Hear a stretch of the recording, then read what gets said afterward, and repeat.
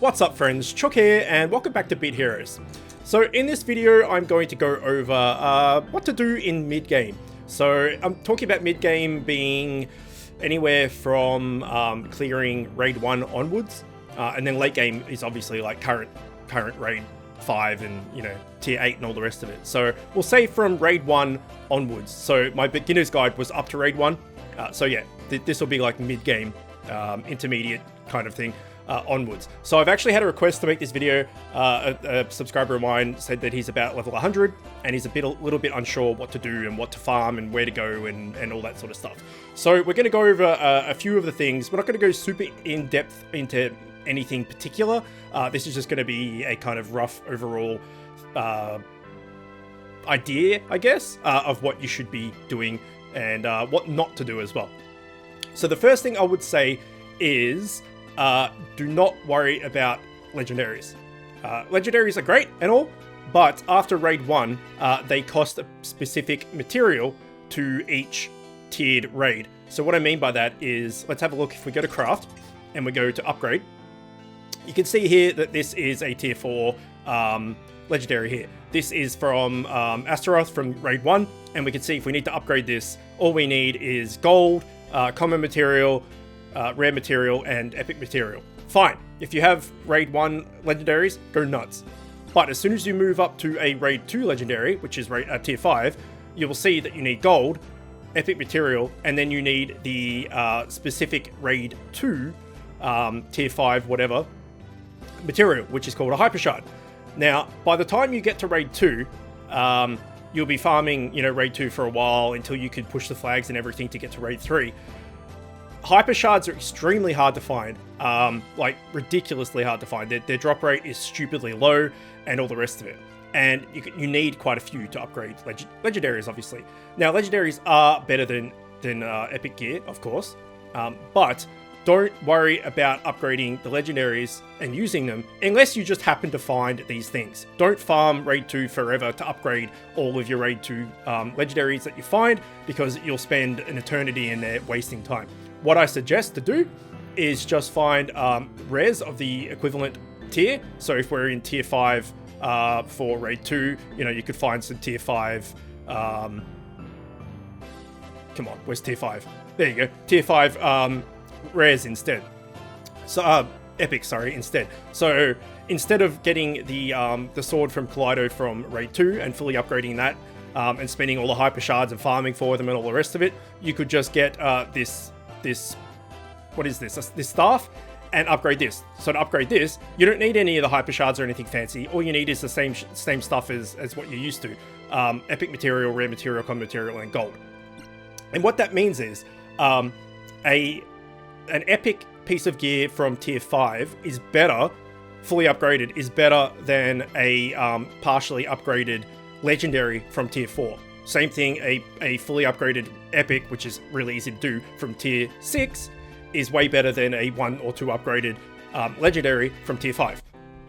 So my advice would be, don't worry about legendaries, upgrade all of the epics that you can from each tier, and yeah, if you just manage to get enough of hyper shards or whatever it be, then you can upgrade it if you want, but I would just focus on the epics.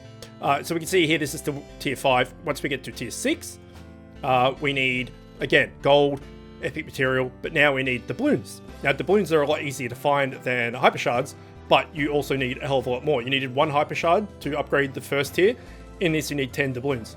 So by the time you're getting the final upgrade, you need like 200 or 400 doubloons or something. Again, if you're farming raid 3 to get the doubloons that you need to fully upgrade this chest piece, for example, by the time you get to the next raid, raid 4, the epics you find in there, a fully upgraded epic is most likely going to be equivalent or be stronger than this.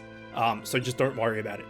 Next tier would be tier 7, and that you need ROM bits. You can see here I have quite a few ROM bits because I exchanged all of my gear from tier 7 when I went to tier 8. But again, you need 50 ROM bits to upgrade this to tier 1. By the end of it, you need 400 ROM bits or whatever it is to upgrade fully. So it would be like 50, 100, 200, 400 or something. Massive waste of time. The only time that it's worthwhile farming and upgrading and everything the legendaries is if you're in the highest tier the game has to offer, because then there's nothing, you can't progress further than that. So that's why stocking up these luminous stones and everything is really good, and I could upgrade this if I want, but I'm waiting for a set piece so I can use all these 490 luminous stones on a set piece so I don't waste it on a legendary. So yeah, just clarifying that in case that didn't make sense. From Raid 1 onwards, after you finish Raid 1, Raid 2, Raid 3, Raid 4, and Raid 5, just 2, 3, and 4, don't worry about the legendaries, just upgrade your epics completely, fully, as high as you can, and yeah, just don't worry about the legendaries, and that should give you enough TS to keep going. Second thing I would worry about is your familiars, right? So I recommended early game to get Shramps and Ballin. And people are still asking me, should I stable them? Should I farm up to, to get +5 Ballin and +5 Shramps? I always say no, don't bother, because early game, your TS is quite low, so when you stable something, you're only probably getting 3 or 4 stats, or 5 or 6 or whatever it be, but it's not really worth it. And you're spending a lot of your energy on farming lower tiered dungeons to get the the familiars and everything that you need to stable +5 of each of those. Once you get to Raid 1, you can get a Squib, if you're lucky enough, and fuse that into Squibbo, which will replace Ballin as your healer. And you can get a Yeti and +3 robot sprockets to make your Yobbo. And they are the two familiars that I recommend replacing the Shramps and Ballin with. Now, I've made a video on this, and I'll put the link to that video in the description below, so you can check that out. But yeah, basically, don't worry about stabling your Shramps or Ballin. Just get to Raid 1 as soon as you can, make Yobbo as soon as you can, and make Squibbo as soon as you can. Now, the robot sprockets, I've had questions about that as well. Where do I find them? How do I get them? All the rest of it. They're just a random drop. So there's nowhere particularly, it's not like you can farm them specifically in Zone 3, Dungeon 2 or something. Just by playing, you'll get them. Don't worry about, trying to find them in a specific area. They just drop randomly, and there's not much you can do about it. So it's just RNG, but as soon as you get 3 and a Yeti, definitely make your Yobbo. Now, you can then, in mid-game, turn that Yobbo into Bobodom. So you're going to need 2 other familiars as well, and you can turn that's why I recommend getting Yobbo, because he's part of Bobodom, and that's why I recommend getting Squibbo, because he is part of Wembo. And Bobodom and Wembo are a really good tank and healer legendary familiars that I'm still using to this day, and I'm level 255. So I definitely recommend doing that. So if we go to familiars and we go down to legendary, fusion, and we go to legendary, we can see here, wherever they are, that it is a Blagna, a Yobbo, which is the one I was talking about, and a Nostomdom to make your Bobodom. And then your Wembo needs a Squibbo, which is the healer I was talking about, a Warfin, and Gem. So I would definitely farm up Raid 1 for a Squib and make Squibbo, and then I would farm Raid 2 to get your Driffin to fuse Warfin, and then you can just get Gem and Jeb to make this Gem, and then you can fuse yourself a Wembo. And for the Bobodom, Blagna is the black and purple looking dude, this color scheme with the staffy axe thing from Raid 1, and I can't remember the other, and it's Blubber or whatever his name is, the ball thing from Zone 3, I think. Yobbo, as I said, is just Yeti with 3 robot sprockets, and then Nostomdom is just a crappy green familiar, I think, from Zone 3 or 2, and Nostudu from Zone 3, I believe. So they're all fairly easy to get, including these guys down here. The only pain in the ass, really, is Driffin, for some reason. It's just really hard to capture. But I would definitely make those 2 if you're a DPS player, and all my guides so far have been for a DPS player. If you are a tank or a healer, then you could go for, so say you're a tank, you could go for Korgs instead. So you could have Wembo as your healer, and you could have Korgs as your DPS, and you're the tank. Alternatively, if you're a healer, then you could go for Bobbledom for your tank and Korgs for your DPS. But assuming that you are a DPS, then Bobbledom and Wembo I highly recommend. Now, a lot of people are also asking me, do I have to get Bobbledom? Can't I get Roleska? You totally can, and I have both. I use Roleska for PvP more than, and I use Bobbledom for PvE, so trials and gauntlets and all that sort of stuff.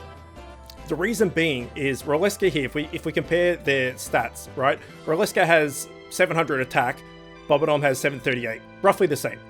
Roleska has 1200 HP, Bobbledom only has 1000-ish, so he has a little bit more HP, and his speed is what, 450, and he's a 620, so Bobbledom has, you know, a bit of an edge on speed.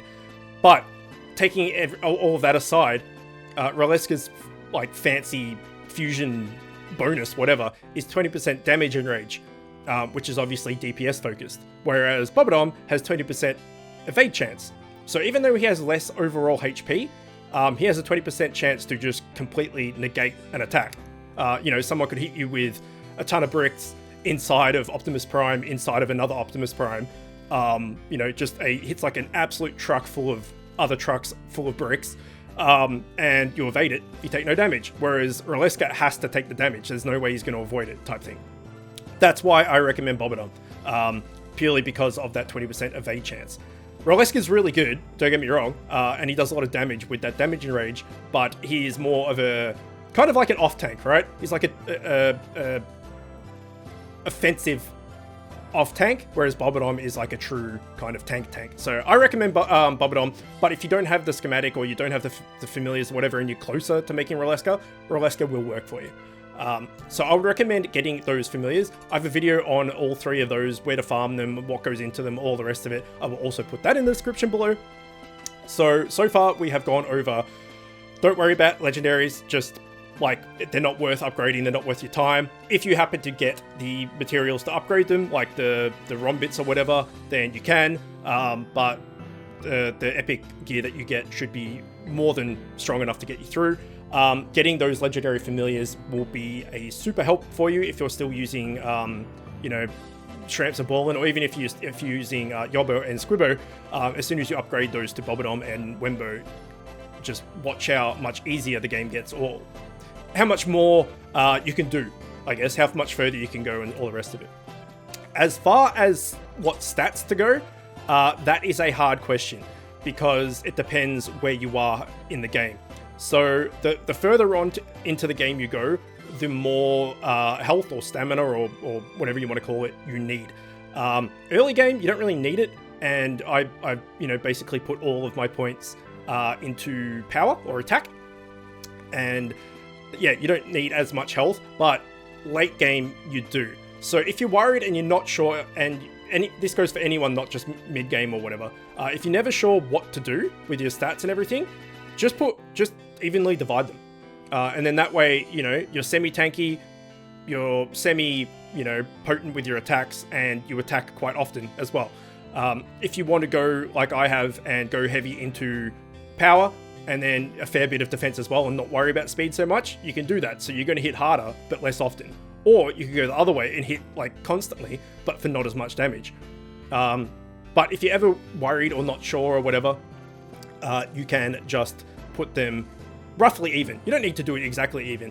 And what I also recommend, and I have done for a while, I don't think I can actually show this unless I reset my skills, which I don't want to do. But I've put every single point that I've got, which is like 320 points or something, into power. Every single point. So I've got, my power is 320, my stamina is 0, and my speed is 0. The way I change my stats here is with my gear. And it's really cheap to do this. So if you go to Reforge and say I wanted to change, say I wanted to take some health out of this and I wanted to put it into speed so that I attacked a little bit more often. Right, all I need to do is click here and go, all right, here we go. I can average it out. Where's the one that gives me speed?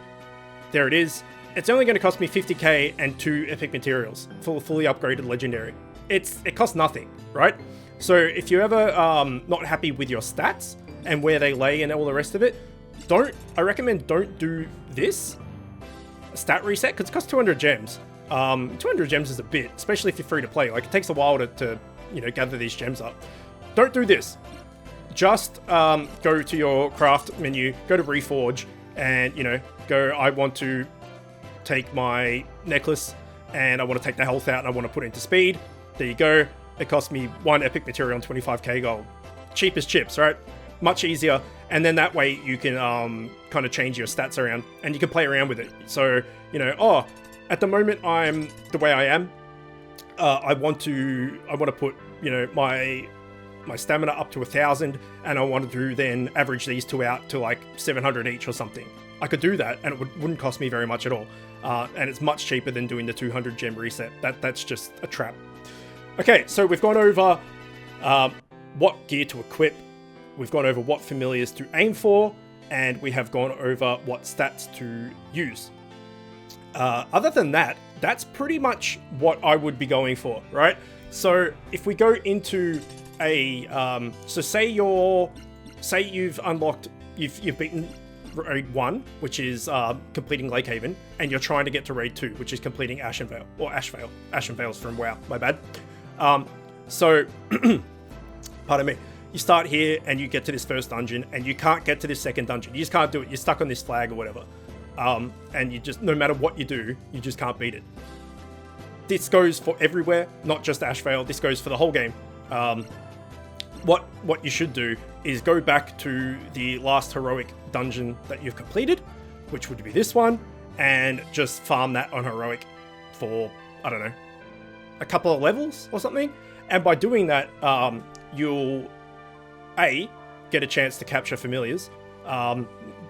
You may not necessarily need them at that point in time, but I recommend, if you have the gold, to just throw a gold persuasion at every familiar that comes up. Then that way, later down, if you get a schematic or something, and you need, like 6 of this particular familiar or something, you're like, shit, I have to go find 6 of it. If you just throw gold at everything, provided you can afford it, you'll, maybe when you get that schematic, you're like, I need 6 of this guy. Oh, I already have 8 of him. Sweet. So you get a chance to catch familiars. You get a chance to find the epic gear for this tier. So the only place that you will find legendary gear is in raids and trials and gauntlets and all the rest of it. In these dungeons, you will only find epic gear. But as I've mentioned, don't worry about legendaries, just fully upgrade your epics. So say you get into here from zone 3 and you're in your tier 4 stuff from raid 1 and you're looking to get to tier 5 stuff. You can go here and do this for a couple of levels on heroic, and you might get 3 or 4 pieces of epic gear. Fully upgrade them, all of a sudden you're 150 TS higher than what you were. Then your familiars will scale off that as well, so they'll be a bit stronger. And then, you can try this flag again. Say it still doesn't work, you can go back and farm a little bit more, or you can do what I said here. So say you're dying to the boss, and you just can't get past that. Maybe go into your crafting menu and reforge a couple of your gear to more stamina, so that you're a bit tankier, you've got more health. And then that way you might survive the tank and get to the next flag. And then you can, change your gear back if you wanted to or whatever. So yeah, I would recommend going to the last heroic dungeon, farming it up, getting some epic gear, upgrading that, tinkering with your stats if you need to, and throwing money, not gems, but money, gold at every familiar that comes up for persuasion. The only other thing you can do to help as well is obviously buy pet eggs and accessory boxes to try and get better eggs, better pets and better accessory. And obviously there's the mount as well. Mounts take a while to level up and everything, or to get enough mount guts to be able to unlock like a legendary mount. What I did, and I don't know if you want to do this as well, but this is just what I did, was I got my common mount when they came out. The next week I got the rare mount, and then I just saved for the legendary. I didn't buy the epic mount at all. I just went, well, if I buy that, then I have to save up all the way from 0 again. I'll just skip the epic mount and go straight for the legendary one. So that's what I did. Unfortunately, I had a really bad stats on it. Not only these stats, but I had a really bad stat here. Can't remember what it was. I think it was damage and rage or something. So I didn't want that. So I re-rolled once and I got 4% health. And I'm like, that's even worse. I re-rolled again twice. And now I got 3.5% health. So even worse. So I need to re-roll this again to get, you know, power or dual strike or empower chance or something good. But I want to upgrade this more first, because you get, like, if I upgrade this, I will get, you know, more stats. How many more stats? What's that? 37, 48, 54, if my maths is right. 50 more TS. So, yeah, it seemed to work for me, so maybe if you're on a rare mount right now, don't worry about buying the epic one, just save up for the legendary. But yeah, if you get a legendary accessory or pet, that's going to do you massive, like be a massive help to you. The pets and accessories are really, really powerful. And if you have a legendary one, or legendary, both of them, you're in a much, much better position than what I'm in. I still need a better pet. I've had this one forever, since the shielding pets came out. And I just can't seem to get a better one, which is really frustrating. But yeah, if you can get better accessory or pet as well, then that will obviously help. So going over just a rough sort of blanket review of what we said is, don't worry about legendaries, upgrade rares, try and get Bobodom and Wembo as soon as you can. You can change your stats around if you need to. It's fairly cheap to do. And then also, if you are struggling to clear a flag, go back to the last legendary, the last heroic dungeon that you have done in that tier, and farm that up until you get a few levels or a few epic pieces of gear, and then upgrade them fully, and then you should be good to go. Other than that, I can't really think of much. That's basically the plan from from Raid 1 all the way up to endgame at Raid 5/Tier 8. So once you get up to Raid 5 and Tier 8, then that kind of changes a bit, and you focus more on legendaries and set pieces and all that good stuff. But until you get there, just do what I've just said. And because, as I mentioned, a tier above's epic gear will be better than the tier below's like mid upgraded legendary. So just forget legendaries exist. Unfortunately, that kind of sucks, because you know, you get a legendary, you get all hyped, but yeah. Anyway, that's my advice. Hopefully that helped. If it did, let me know in the comments below. If you have a specific question, also ask me in the comments below. But hopefully that gave you some form of insight in what to look for. Also, actually, one thing I've just remembered is World Boss. I've had a lot of people asking me, is World Boss worth farming? I would say no, again, until you are into Tier 8, because then you will get legendaries from it. If you farm your World Boss at, you know, Tier 5 or something, say you get a legendary, you're not going to use that legendary, as we've talked about. So you may as well spend your energy on heroic dungeons, because it gives you more XP, gold, chance of finding gems, all the rest of it, more chances of finding epic gear, and also the chance of catching those familiars. So I wouldn't worry about World Boss until you are at endgame. Either way, let me know if it helped. As always, thanks for watching, and I will see you next time.